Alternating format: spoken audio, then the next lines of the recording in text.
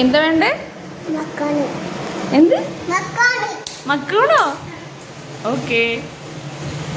Hello guys, ഇന്ന് പെട്ടെന്ന് നമ്മൾ ഒട്ടും പ്രതീക്ഷിക്കാതെയാണ് ഒരു പാസ്ത ഉണ്ടാക്കാനുള്ള പ്ലാൻ ഉണ്ടായത്.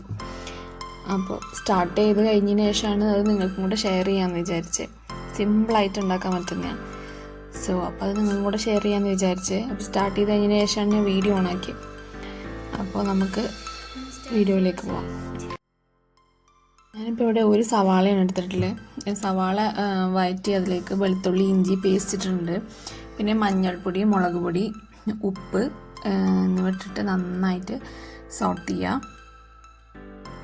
മസാലകളുടെ പച്ചമണമൊക്കെ മാറി വരുന്ന ടൈമിൽ നമുക്ക് തക്കാളി ഇടാം.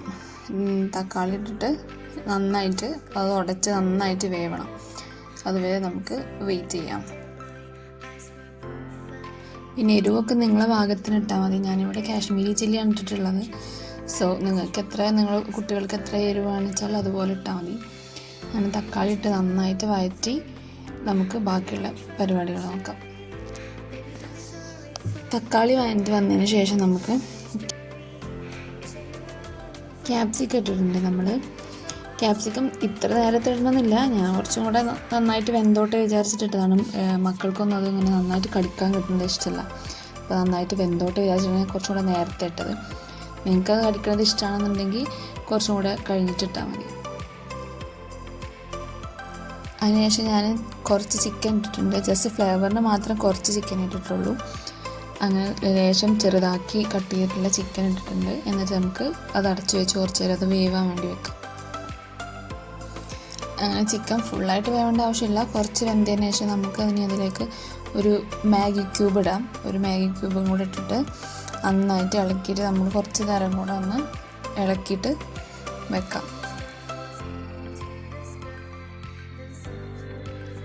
ഏകദേശം നമ്മൾ മസാല റെഡി ആയിട്ടുണ്ട്. കുറച്ച് കെച്ചപ്പും കൂടെ ഒഴിച്ചിട്ട് നമ്മൾ അത് മിക്സ് ചെയ്യാം. കുറച്ച് ചൂടുവെള്ളം ഒഴിക്കുക. കുറച്ച് മീൻസ് നമ്മൾ പാസ്ത വേറെ വേവിച്ചിട്ടല്ല ഇതിലേക്ക് ഇടുന്നത്. ഇതിൽ കൂടെ ഒരുമിച്ചാണ് നമ്മൾ വേവിക്കുന്നത്. അപ്പോൾ അതിനനുസരിച്ചിട്ടുള്ള വെള്ളം വെക്കുക. എന്നിട്ടത് ബോയിലാകാൻ വേണ്ടിയിട്ട് നമ്മൾ വെയിറ്റ് ചെയ്യാം.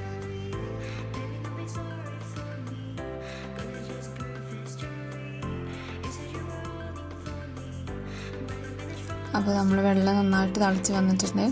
ഇനി നമുക്ക് പാസ്ത അതിലേക്ക് ഇടാം. ഇട്ടിട്ട് നന്നായിട്ട് ഇളക്കിയിട്ട് വെക്കാം.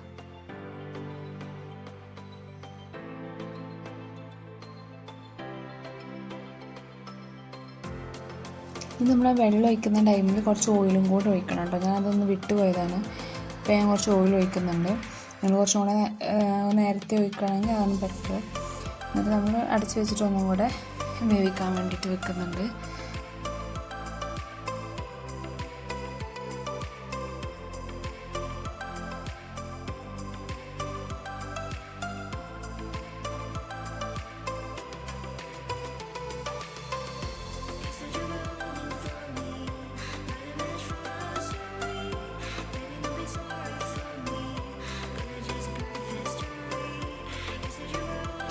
നമ്മളെ മക്കളാണ് ഓൾമോസ്റ്റ് ആയിട്ടുണ്ട്. ഈ ഒരു ജ്യൂസി സ്റ്റേജിലാണ് ഇവിടെ എല്ലാവർക്കും ഇഷ്ടമായിട്ടുള്ളത്. ഞാൻ ഈ ഒരു സ്റ്റേജിലാണ് ഞാനത് എടുക്കാറുള്ളത്. ലാസ്റ്റ് മല്ലിയിലയും കൂടെ ഇട്ടിട്ട് നമുക്ക് സെർവിങ് പ്ലേറ്റിലേക്ക് ഇടാം. അപ്പോൾ നമ്മൾ പാസ്ത റെഡി ആയിട്ടുണ്ട്. ഓവർ സ്പൈസി അല്ല. പിന്നെ ആ ക്യാപ്സിക്കം ഒക്കെ നേരത്തെ ഇടുന്നതുകൊണ്ട് തന്നെ അതിലേക്ക് ജെല്ലായിട്ട് അവരത് അറിയാണ്ട് അങ്ങനെ കഴിച്ചോളും. അപ്പോൾ അവർക്കിത് നന്നായിട്ട് ഇഷ്ടപ്പെട്ടു. നിങ്ങളും കുട്ടികൾക്ക് ഉണ്ടാക്കി കൊടുക്കുക. ഇതുപോലുള്ള റെസിപ്പികൾക്ക് വേണ്ടിയിട്ട് നമ്മളെ സബ്സ്ക്രൈബ് ചെയ്യുക. ഇതുപോലെ സിമ്പിളായിട്ടുള്ള റെസിപ്പീസ് ആയിട്ട് വരാം. Okay, by.